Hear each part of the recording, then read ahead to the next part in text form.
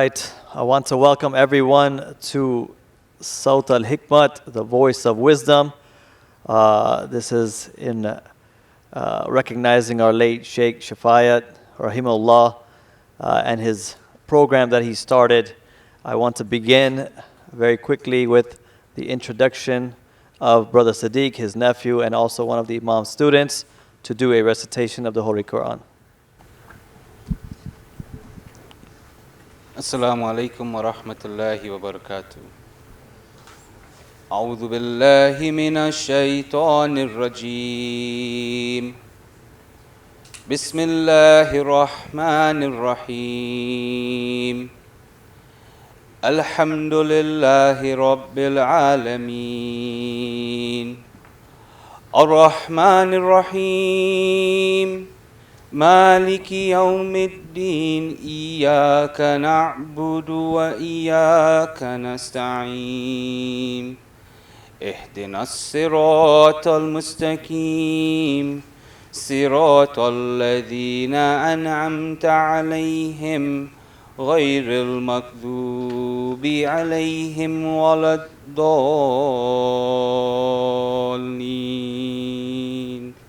آمين. In the name of Allah, most gracious, most merciful. Praise be to Allah, the cherisher, the sustainer of the worlds, the most gracious, the most merciful. Master of the day of judgment, Thee alone do we worship, and Thee alone do we seek our help. Show us the straight path, the path of those whom Thou hast favored, not the path of those who have went astray. Bismillahir Rahmanir Rahim. الله لا إله إلا هو الحي القيوم لا تأخذه سنة ولا نوم له ما في السماوات وما في الأرض من ذا الذي يشفع عنده إلا بإذنهم وما خلفهم ولا يحيطون بشيء من علمه إلا بما شاء وَسِعَ كُرْسِيُّهُ السَّمَاوَاتِ وَالْأَرْضِ. Allah, there is no God worthy of worship except Him, the everlasting, the sustainer. Neither drowsiness nor sleep overtakes Him. To Him belongs whatever is in the heaven and whatever is in the earth. Who could possibly intercede with Him without His permission? He fully knows what is ahead of them and what is behind them. But no one can grasp any of His knowledge except what He wills to reveal. His throne sits above the heaven and earth, and the preservation of both does not tie Him.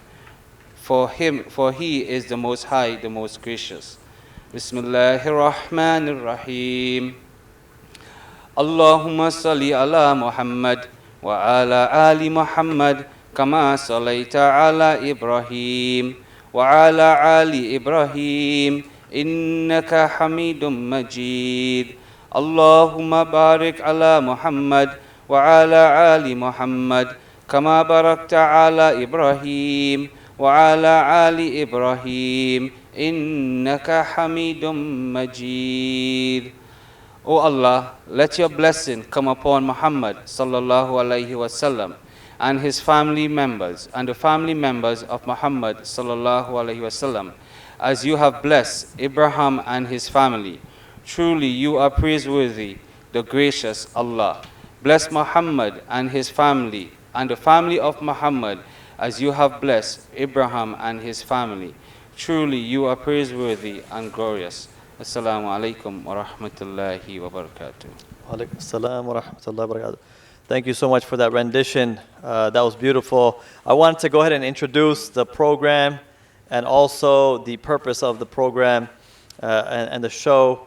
I know a lot of you are we got used to Sheikh being here and running the programs and his light and his laughter and his humor and his knowledge and his wisdom. We're just a small portion of that. Hopefully we can be a little bit of a beacon of light for the rest of you that are watching. So I did want to say that we're going to continue doing these interfaith programs. We're going to continue to shed light on topics that are amazing. We're going to continue to talk about commonalities between different faiths, different organizations, different people, different culture, continue to bring people together. That was his goal, that was his mission, and we're going to continue to do the same. With that said, I want to go ahead and introduce our next guest, Reverend Grace Telesco. She's an ordained interfaith minister and graduate of the New Seminary for Interfaith Studies.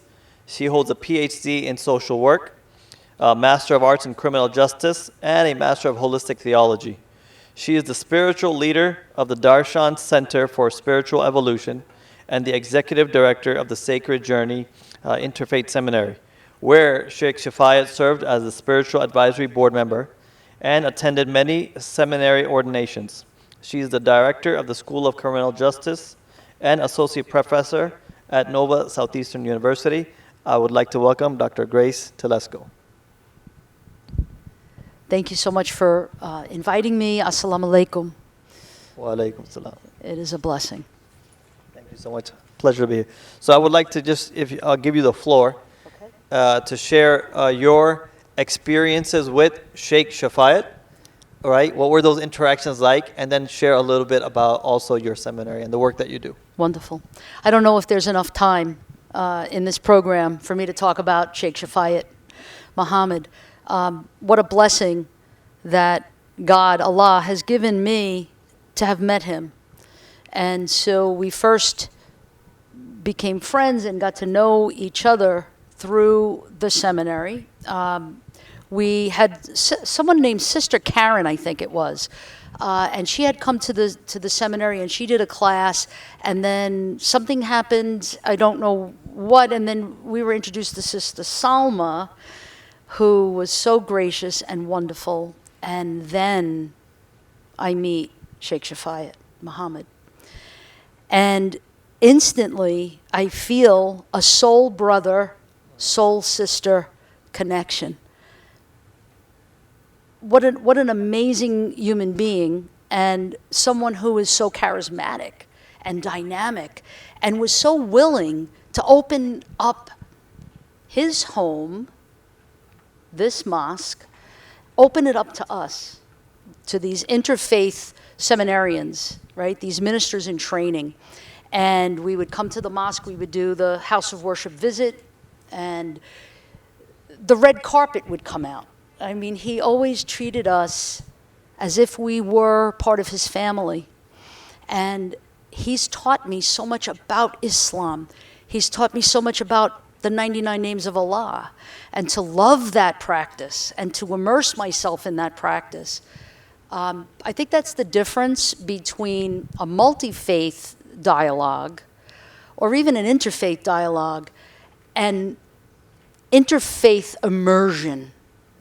So Shaikh Shafayat and I and the Sacred Journey Interfaith Seminary, we were able to really understand and learn from each other on the similarities and the commonalities, and then to get excited about the 99 names of Allah, and to learn that, and then to go through Ramadan and to do a spiritual practice.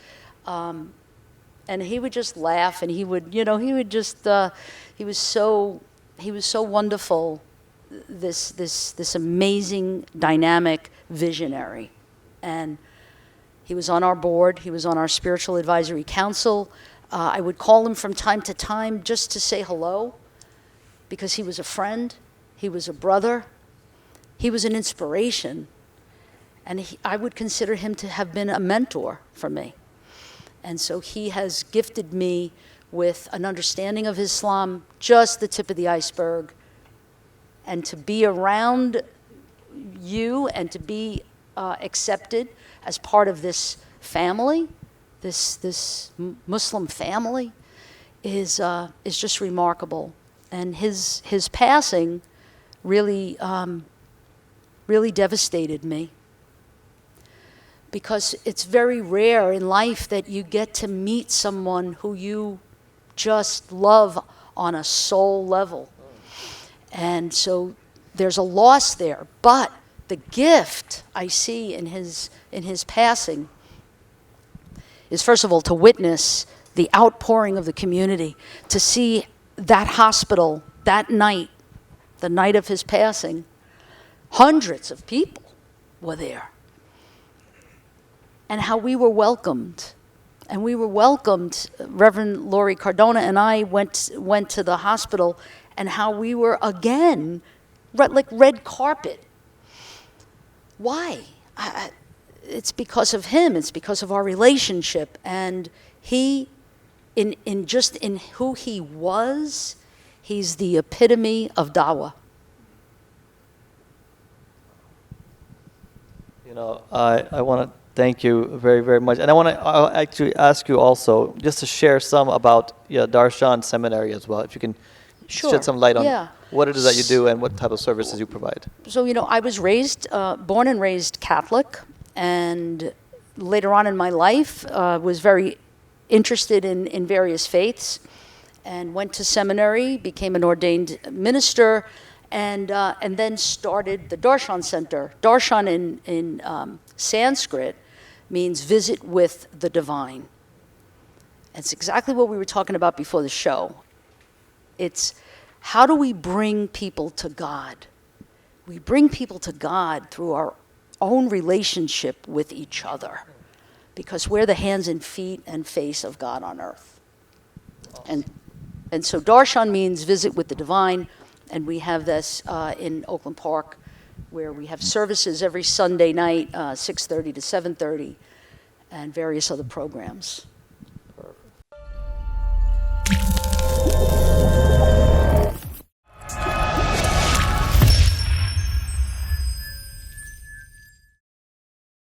Islamophobia is a lack of education, a lack of understanding.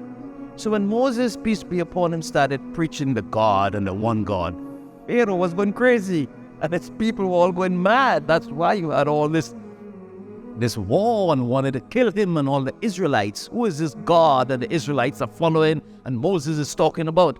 So that is similar like Islamophobia today. People don't know what is Islam, who are Muslims, what is Allah, who is Allah. As we were talking before, Allah means the none like him, the same God that we all believe in, the God that Jesus prayed to when Jesus prayed to his Father who art in heaven. Who is he speaking to? The same God of Moses, the same God of Abraham, the same God of Muhammad, peace be upon them all. So it's because of a lack of education that people say Islamophobia. So that's why I don't make it an issue. I believe in educating people. Focusing on the problem, focus on the solution. So I don't want to sit there and hold up a billboard for Islamophobia. No. I want to hold a billboard for education and engagement. Yes. And Islamophobia will just be a little mole that we run over. The mountain we want to build is engagement and learning and understanding of one another. Look, the more we learn, and just the more we grow. The more that I can learn about Islam, the more I can learn about Christianity. I mean, it opens up greater depth in conversation. The Qur'an commands us.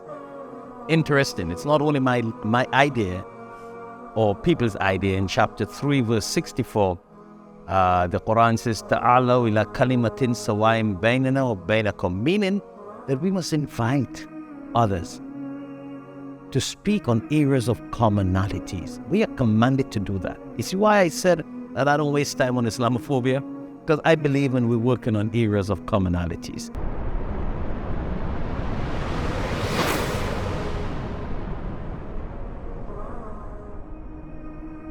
All right, thank you. So we're back on the show. Welcome back to the Sawt al-Hikmat, the voice of wisdom. My name is Basit Hassan. I'm here now filling in for our beloved Shaikh Shafayat Mohamed. And I want to go ahead and introduce our three guests for today. We have Reverend Christian Anderson. He produced a priest and a rabbi radio show on 4:50 a.m., which also became a podcast on all platforms. Currently, he has started a Breaking Bread lunch, which we were just talking about, a Lunch and Learn Interfaith series, which explores what the God of Abraham, Christianity, Judaism, Islam says about breaking bread with foreigners and enemies. He and his wife created a YouTube channel called Christian and Anastasia with 76,000 subscribers. Wow. And an Instagram channel with 110,000 followers that celebrates 125 now.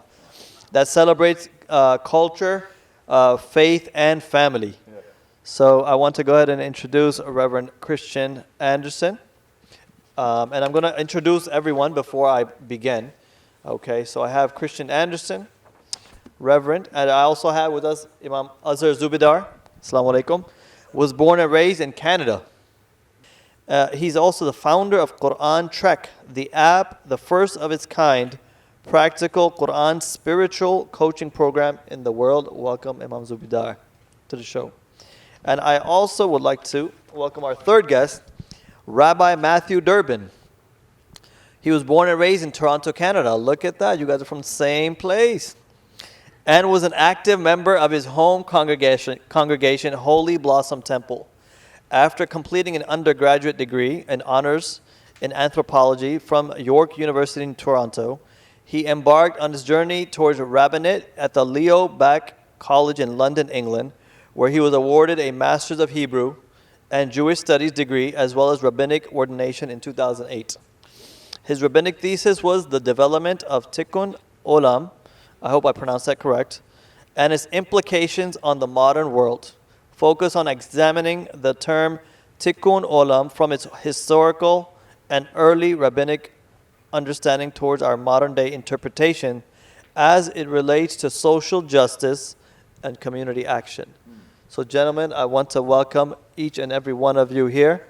Thank you so much for taking time to drive down, to fly down, and to be here with us. I know everyone is traveling from very far, so I want to thank each and every one of you. And I want to jump right in to a topic that I think is very relevant. You know, Sheikh, our beloved, he meant a lot to us, and he brought all of us together. And in your experiences, I wanted to share a little bit, and you can start with, I'll start from my right. You know, his legacy, what did it mean to your relationship and your understanding of even our community, and what it meant for you as a person, and how you kind of run your congregation? Thank you again for inviting us down. And I think for us, I won't speak for the rabbi, but I think he's on the same page with me. For us at St. Mary's Episcopal Church, it is an opportunity. A big reason why we came down was just a way to honor him and to pay our respects to him, because the congregation is heartbroken because we realize how much of a unique gift Sheikh was to this world and to the whole world, right? Not just to Florida, but to the whole world. And what I will always remember about him is just how disarming he was, and so he taught me a lot about how you can walk into a venue that culture would say, oh, this is going to be divisive, we're in different tribes, we're in different camps, and this is going to be a problem. And he's not afraid to go in to the venue. I mean, we did our first Breaking Bread series right after the war in Gaza started. And it was 3 days later. And it wasn't at the church, it was at the temple.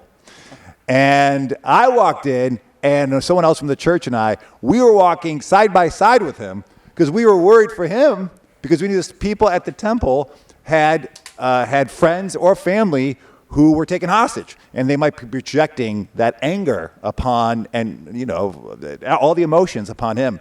And so he was cool as a cucumber, and he was just, and once he starts opening his mouth and he starts talking, he just brings the temperature down, and everyone's like, oh, I can talk to this guy.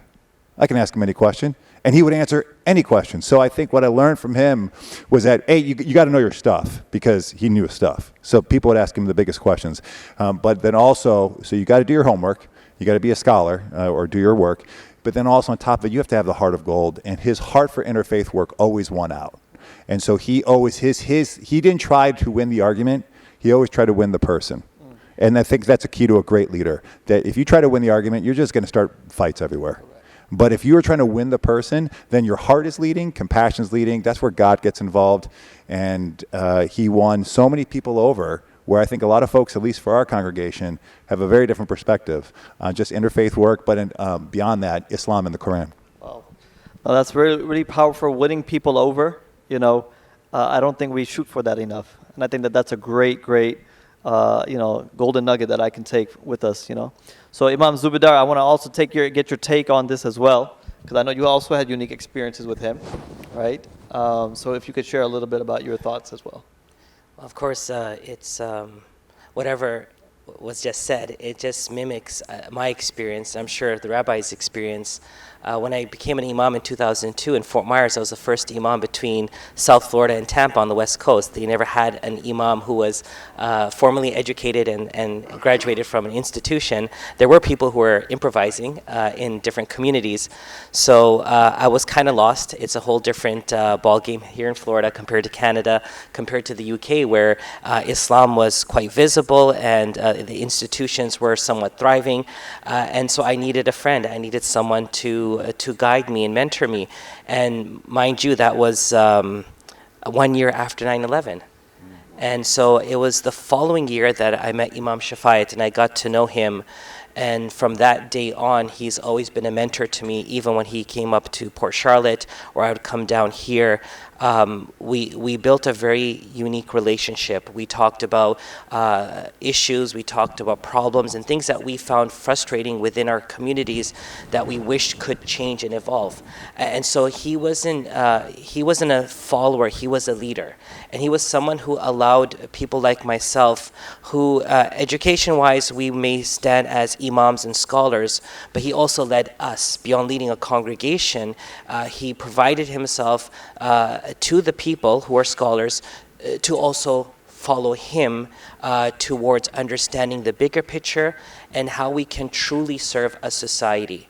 Many times he would say things and talk about things which were considered rocket science. Some of the projects that we talked about before his passing were things that if you bring it up in the Muslim community, they will be deemed foreign. like what is this?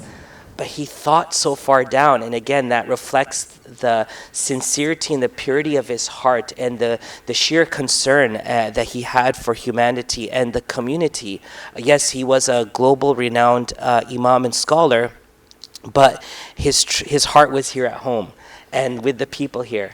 So again, I credit all my efforts that I was able to do in the sphere of interfaith civic engagement, from the Bush administration to the current administration, to leading the Muslim community as the first Muslim to be an advisor to the Florida Department of Education, to leading the prayer in Tallahassee.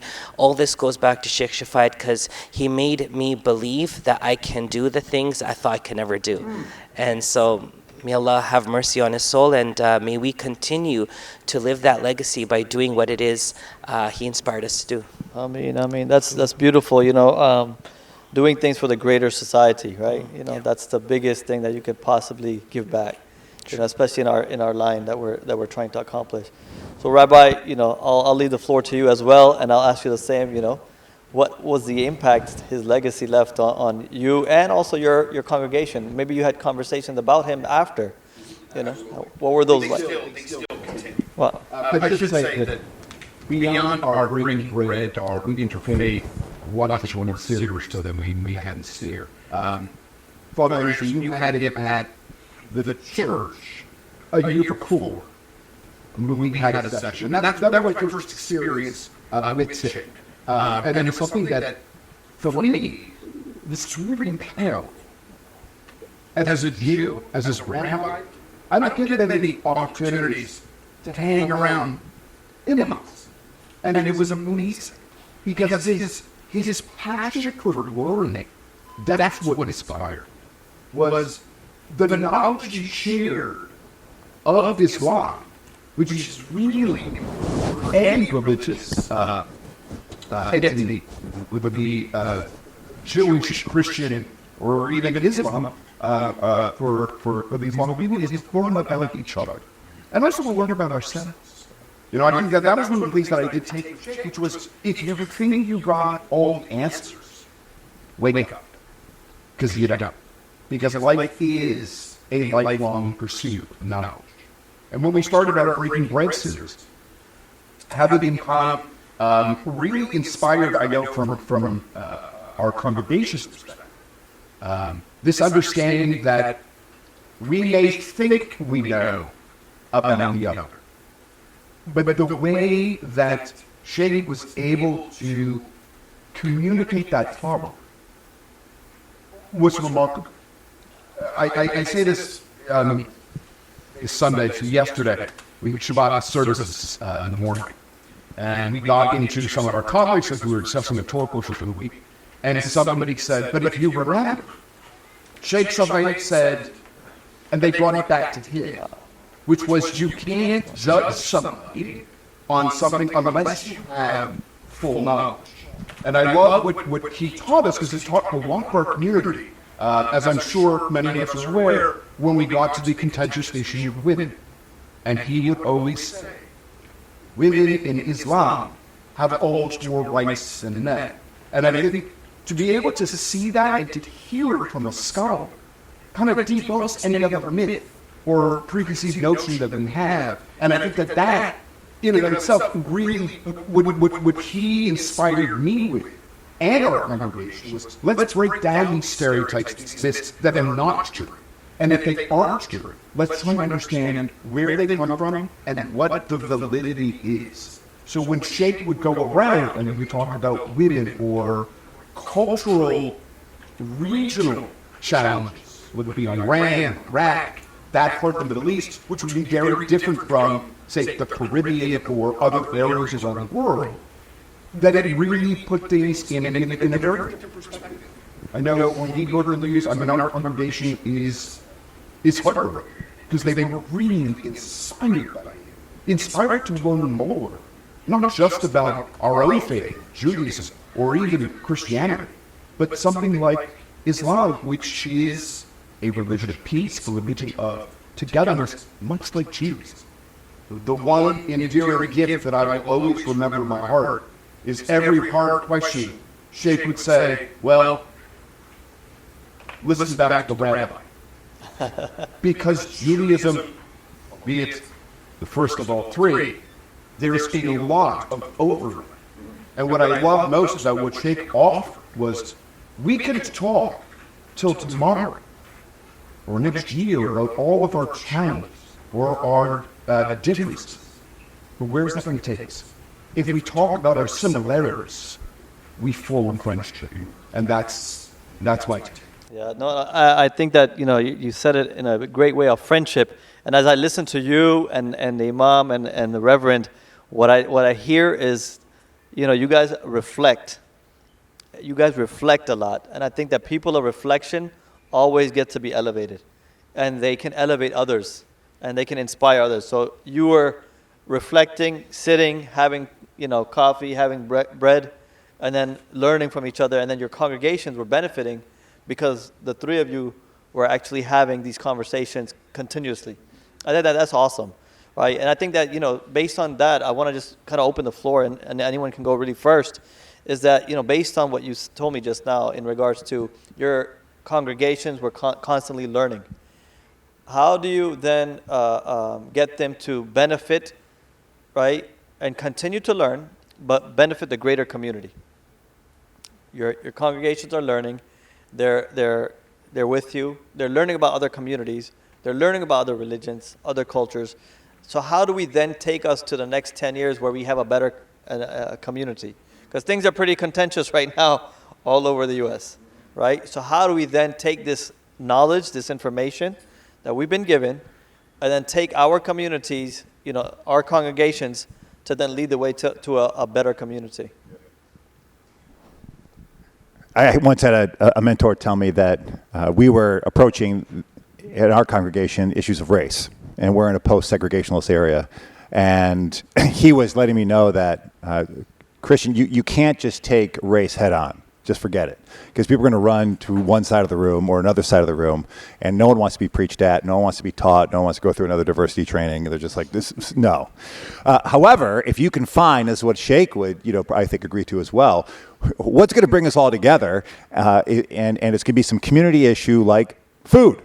So we started with food, and especially with, we're mostly an all-white parish, but then 3 minutes over the train track is an all-black community. And instead of saying, hey, we're going to get together and talk about race, we tried that once and like 20 people showed up. But if we said we're going to get together, have some food, and then talk about our faith, something that unites us. So there's a lot of Christians in the black community. And now we're going to sit there and learn about each other, and let's have a meal first. folks will come out for that. That's harmless. We all eat. We all like food. And at my table happens to be a bunch of people who don't look like me.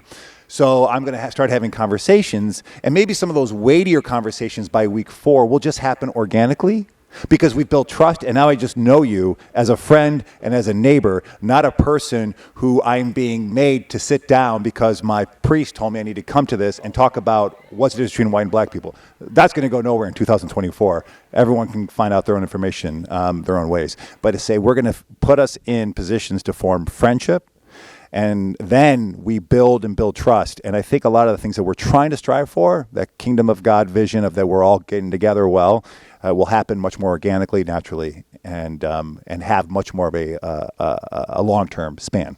Yeah, I think building trust and friendship, right? I think those are huge 2 things that you mentioned, trust and friendship. That doesn't just come overnight. It takes time. Like, I'm meeting you guys for the first time as well, and we're meeting first time as well. And so that trust and friendship takes time. It has to be organic. You're right. I mean, you can't force a friendship. You can't force trust. You have to see it in the person's persona, their feelings, their way they carry themselves, what they talk about, what's important to them. And then you kind of just, okay, you know what? I want to have lunch with this person. Mm-hmm. I want to have some bread with this person. You know what? I want to see them again. You'll get vulnerable. Yeah, absolutely. And not defensive, but vulnerable, and open up your heart, and someone will listen. Yeah, my wife didn't say yes to me the first time, you know. I had to keep... I'm in the same boat. Yeah. Right? It took time. So I want to ask you guys, you know, what are your thoughts on that as well? How do we then break bread within our congregation for the greater community? You know, I think for us, one of the strongest things that we have is this interfaith conversation and these opportunities for us to learn from one another. And I oftentimes say to our congregation does have the understanding, which is the more that we are able to engage in these conversations with Muslims, with Christians, and with us as Jews, in some way it stops the Islamophobia, it stops the it will hopefully mitigate some of the Islamophobia, some of the anti-Semitism that exists in our world, because my Muslim brothers and sisters and my Christian brothers and sisters, they know me. Yeah. They see us. Mm-hmm. We're not foreign. We're not, you know, what it may be. But what it does is it sheds light on the B'Tselem Elohim, that we are all created in God's image. And I think the moment that we can take that for ourselves and see each other not through color or divisions or lines or politics or what have you, but see each other and see the humanity in each and every person's eyes. And I think that is what the dialogues and the interfaith conversations really had pursued. I mean, I know Father Anderson just mentioned it briefly before, that we did our Interfaith Lunch and Learn series literally 3 days after October 7th. And the fact that even when Sheikh walked through the room, there was something of just letting it go. Oh. It's the demeanor. It's not what you say, but how you say it. And Sheikh had this such respect for all faith that made at least me and our congregation very comfortable with him. And I think that it is about comfort. Because once I get comfort, I can open up and let my guard down. And I can start addressing trust. And maybe, as we've done throughout our series, let's go a little bit deeper. Yeah. Let's go political. Let's talk some of the issues that, A, are painful for you, but are also painful for me. Mm-hmm. But at the same time, what I loved most was that he could see it as, this is not just painful for you, for me, or for you. It's painful for all of us. And how do we work through that? And I think it's that working through that I think has, at least for me, forever changed my outlook on how I see the world. Mm-hmm. Yeah, I think, he was very optimistic always. That's one of the things I always learned, that he was always optimistic and positive, and therefore he could always find a solution to any issue. So, Imam Zubidar, I would also like to ask you the exact same question. What are your thoughts on how do we get this message of commonality to the greater community? So if we understand society at large, three of us sitting here, we preach to our congregants. We remind them to reflect on the Holy Scripture and to embody the value system that makes us Christians, Jews, or Muslims based on the barometer or the level that we see a person's religiosity. That, I'm a true Christian, a true follower of Judaism, or a true Muslim. What we fail to realize sometimes is that society at large is a reflection of the power and strength of our individual religions. Because when we talk about the value systems and we talk about the good and the bad and the right and the wrong, society doesn't just happen. Society becomes. So when we walk outside, we're like, oh, that's bad, and those people are bad, and those things are bad. It didn't just happen, it became. There's an evolution process to it. And so a person who understands that their responsibility is not confined to a congregation or four walls or a particular faith or race, but rather my responsibility entails the entire society and the entire humanity, at that time they will do the things that Imam Shafayat did. So again, society doesn't happen, society becomes. How does society become better and become leaders and become solution providers of solution rather than being problem makers? Is that you have to first put yourself down. And for Imam Shafayat to come to the synagogue or to the church, not as a preacher, not as a sheikh, but as a congregant, as someone who's not coming to speak, but someone who's coming to listen. That's where it starts from. I would rather come to your church and listen, but I'm sure there's many people who like to come to your synagogue and preach to you, or come to the mosque and say, you guys are terrorists, you guys are the problem. He didn't walk a walk of preaching, he walked the walk of learning. And so he did what the Qur'an so beautifully articulates as a distinction for the ummah of Muhammad, peace be upon him, was that we are sami'na wa ata'na. We listen and we obey. Not we speak and we preach and we give our thoughts more significance and important than yours, and then we'll follow that. No, we will listen and learn. So society as a whole and the community work we do, we must reinvigorate that understanding that listening is part of not only solving the problems of today, but solving the preconceived notions that have harbored for too long and allowed them to go viral in the world I reside in. Look, the megaphone is always in the hands of those who want to cause fear, who want to spew hate, who want to see distrust and disharmony happen, and that's fine. They can have it. And we don't even need the microphones. What we need is the energy, the commitment, the endurance, the togetherness to listen to each other, to see each other outside of the hot topics of the day or the moment, and then work constructively. Because once we change our mindset, we are able to allow our congregants to change their mindset, and that then becomes society becoming, not society happening. So I believe as religious leaders, the calling for today is much greater to put that energy together with a sincere, focused effort to make our world better. And I don't believe that that power lies in the hands of athletes, Olympians, politicians alone. We are also an integral part of making that happen. That's a great point in terms of listening, because today a lot of people listen to influencers that are promoting that message that you talked about, that is the negative or the outwardly. So how do you then become leaders who can create influence where people would listen to you? How do you do that? Because as leaders, the message that you're preaching and that you're teaching is solid. Someone like us, we hear that message, we say, this is great, this is positive, this is optimism, this is hope, this is courage. Right, this is excellence. I would be attracted to that. But the voices of influence, right, are much greater, and their message looks attractive to many people in the social media world. And we'll talk about that. So how do you then become voices that are much louder, as you mentioned, than their message. Right? And how does your message become attractive then? And I'll take it to you because you have the channel that is doing very well, right? You and your wife. So how did you then grow to that point where, what was your message like that made you really, say, you know what, this is the way to go? Well, ironically enough, I started off as a religious channel, and that went over as about like a sharp stick in the eye. So I had like 100 views on each video.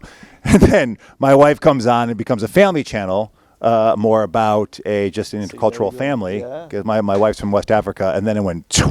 So it shows, though, that people didn't want, and I think that's what my wife was trying to say to me, like, people don't want to have religion.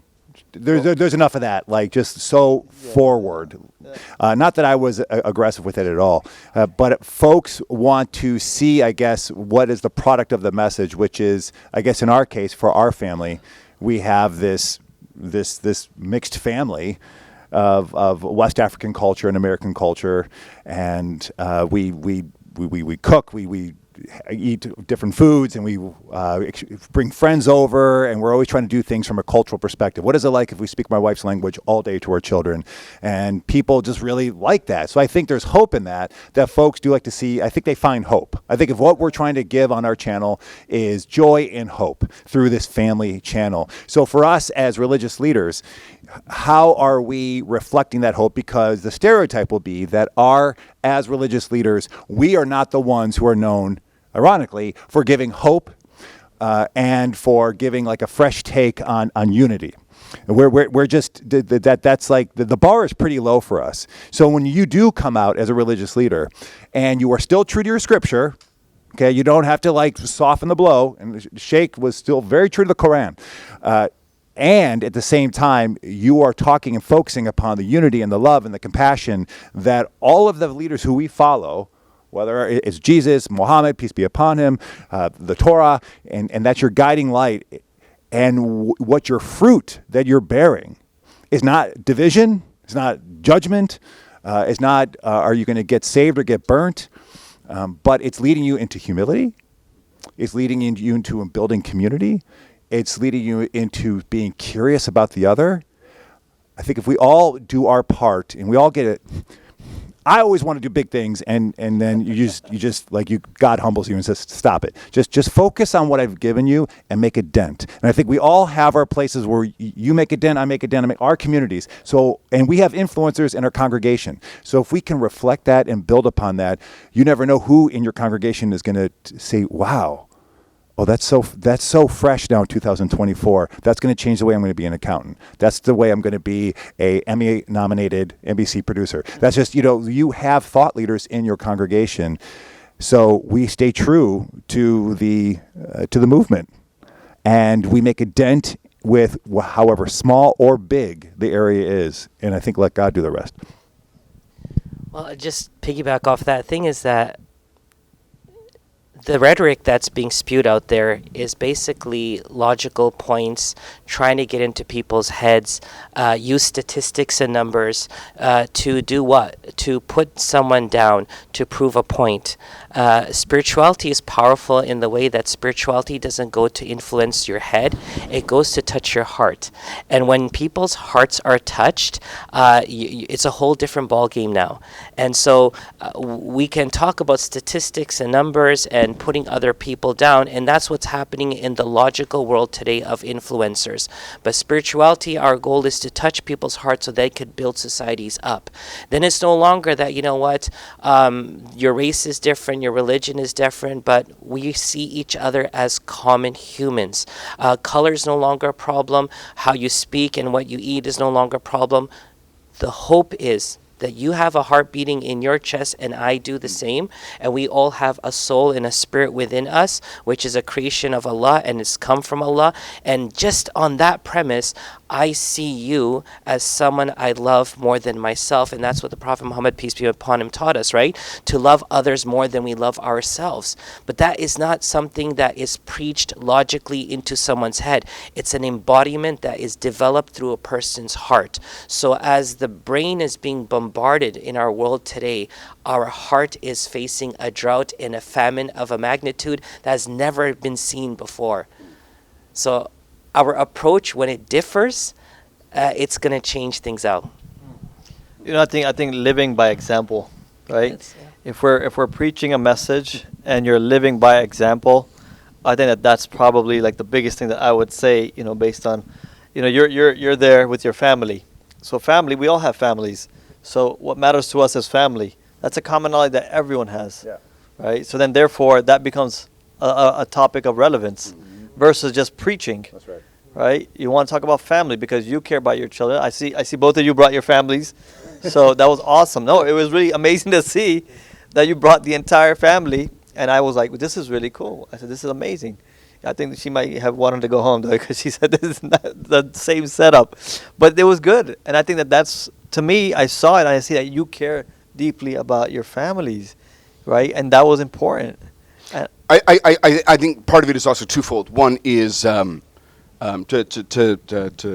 go a little bit further what you were saying, because I think it is important, is that I think you need to find something that speaks to you or hits you, that gives you the inspiration and the desire to learn more about the other. I say this, I when I was in rabbinical school, I had an amazing opportunity. I had a 5-week lecture series on Islam, something I knew nothing about.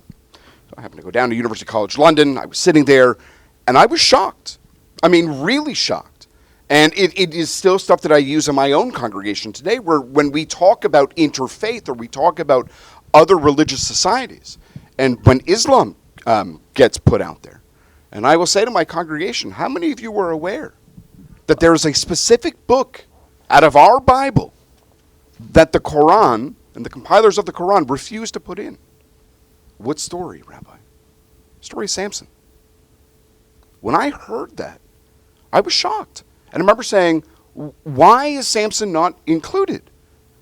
And the imam had said, well, because Samson, at the end, as you all know, took his own life. And we do not believe in that. And I remember being really shocked and saying, but I'm really challenged because what I see on the media and what I read in the news.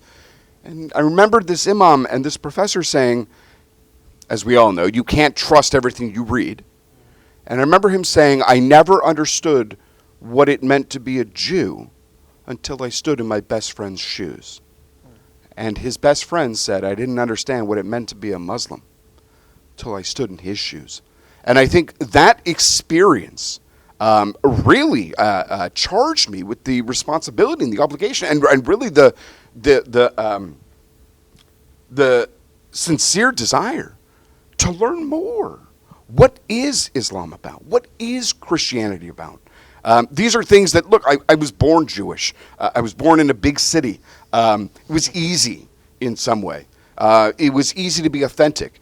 But at the same time, it took work to understand others in our community. And I think that when we look at what we want, I mean, for myself, I have 3 daughters. Father Anderson, I know you have 2 sons that we brought today. Add 2 more. 2 more, add 2 more. I think 7. Add 7. Oh my gosh, wow, okay, 7. How many boys? 3 boys, 4 girls. Oh my gosh, wow, okay. That's a lot. That's why I couldn't bring them. But I think that's just it. Southwest is too expensive. Yes, it is. But if we look at least for me, and I feel fairly certain I can speak for probably all of us, is what is really most important to me is not about me. Yeah. What's most important are my kids who are here learning and exposing and seeing, so that when there is a challenge in middle or high school or college, that she can stand there and say, don't bully somebody because of what they believe in or what they see.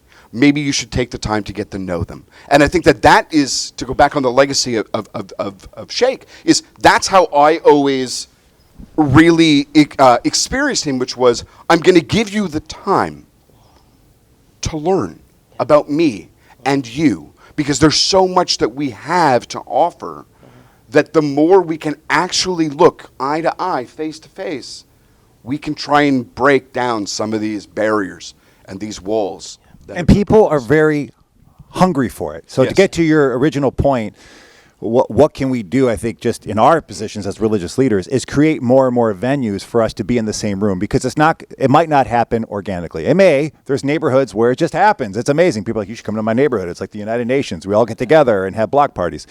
That's wonderful. Now, for the rest of us who live in the rest of America, that you do have to be, to use that intentional word, intentional about creating those venues for, hey, we're going to have our friends from the mosque come over. And at first, there might be a little tension. You might have to get buy-in. But once this starts happening, we were blown away. We've done talks before, Rabbi and I, about different topics, the Judeo-Christian connection. And, you know, they were decently well attended.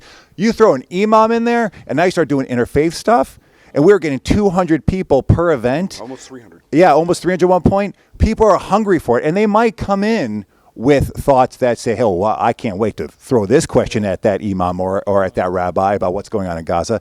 But the longer they stay, and like you're saying, oh, he's just a dad like me, or he's just a person just trying to do good in this world, and he's a person who has a big heart like I do.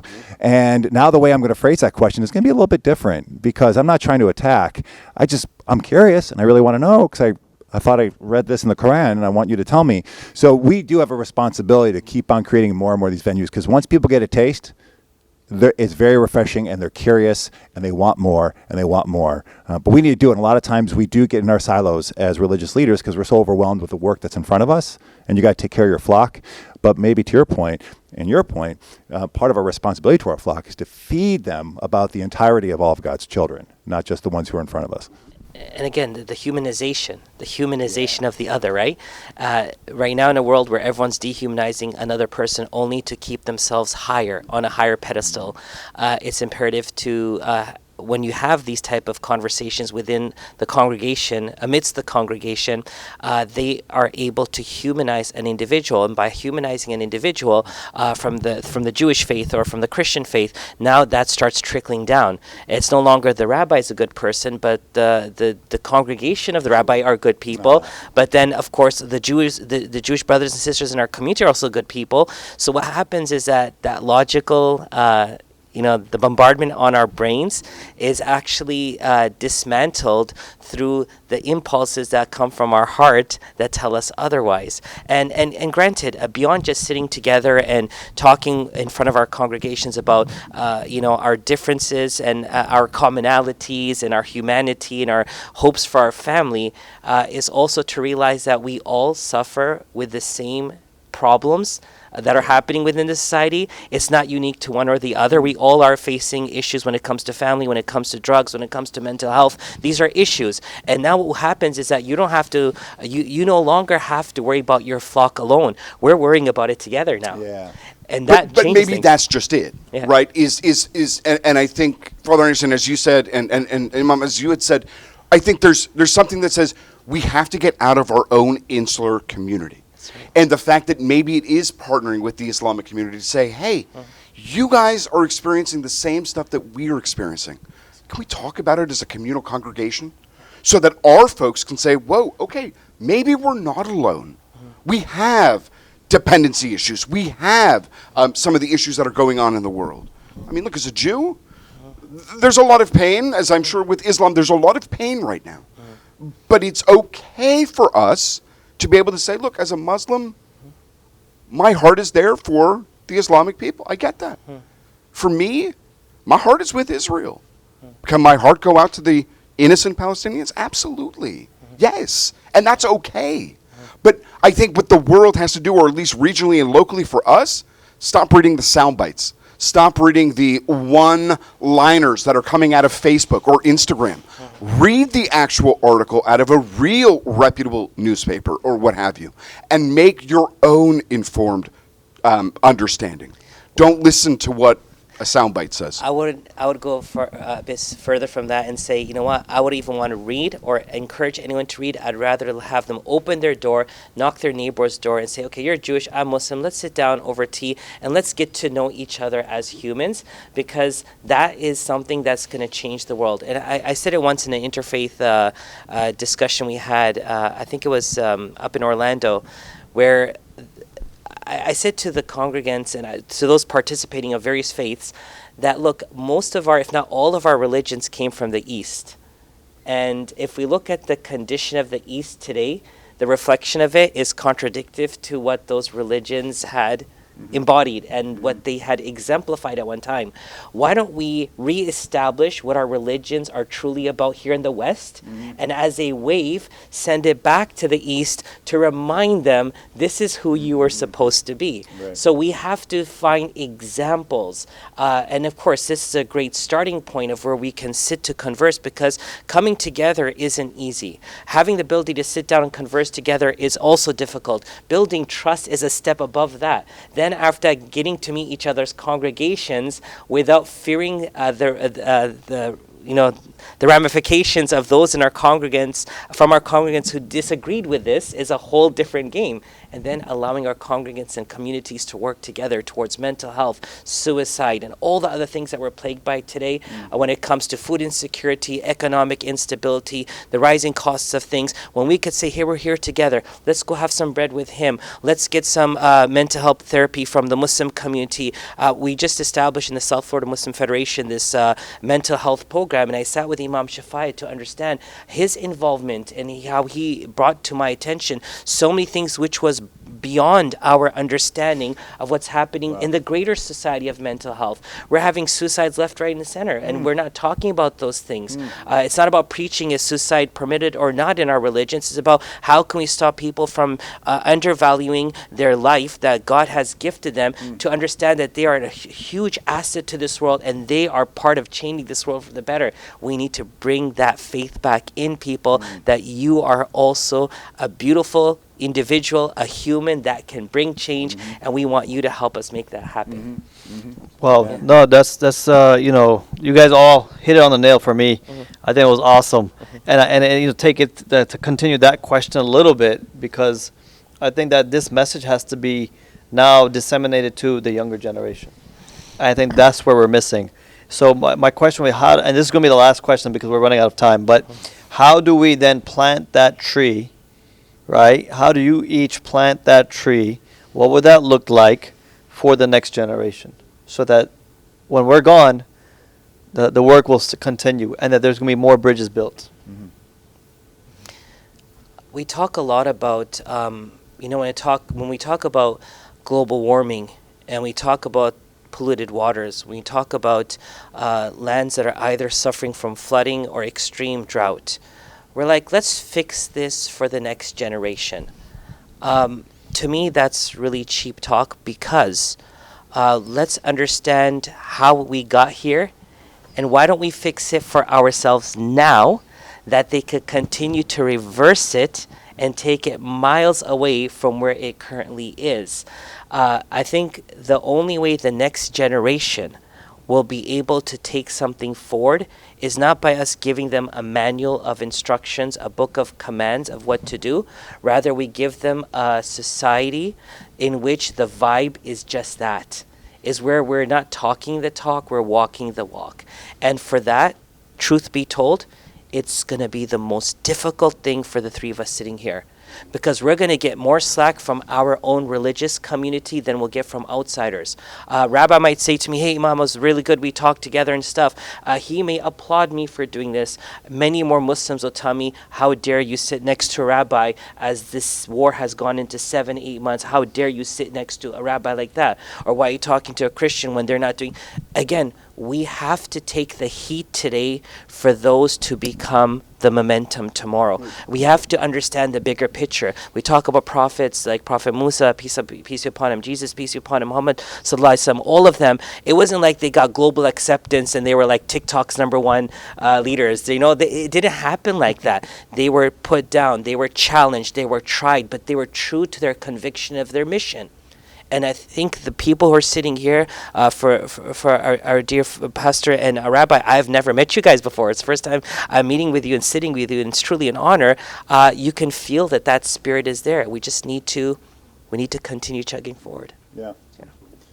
For the youth, I mean, there's so many different people been analyzing this and writing books over it, and I just fear that go into too much detail, I'll be revisiting another theory, but all I can say from 2024, the importance for us as religious leaders to pour into the young ones who are showing up at your respective house of worship, which means they don't get sidelined or they're invited into leadership. They're invited into empowerment. They're invited, here you have a purpose. Here you have a role. Here you have a position. And hopefully you see me modeling the work that, in my context, that how Jesus would approach these big topics and these hot topics.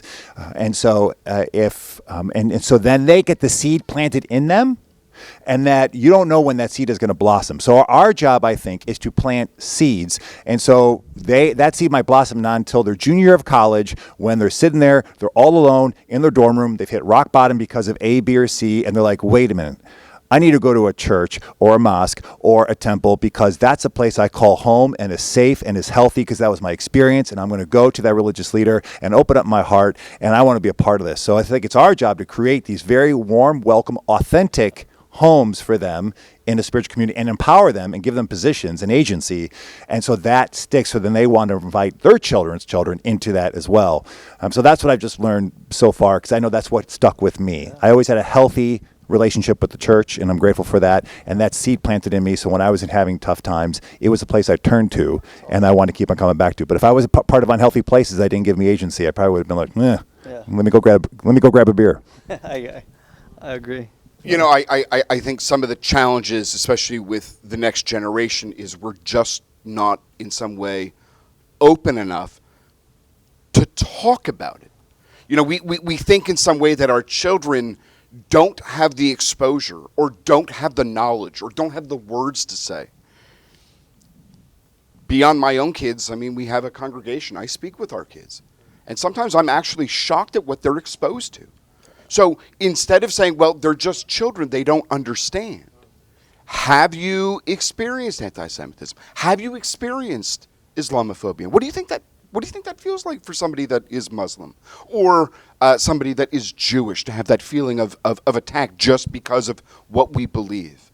You know, and I think the more open dialogue that we can have really opens the channels to really for those seeds to sprout. It's the roots and the soil, and of course the water and the sunshine, and that requires all of it.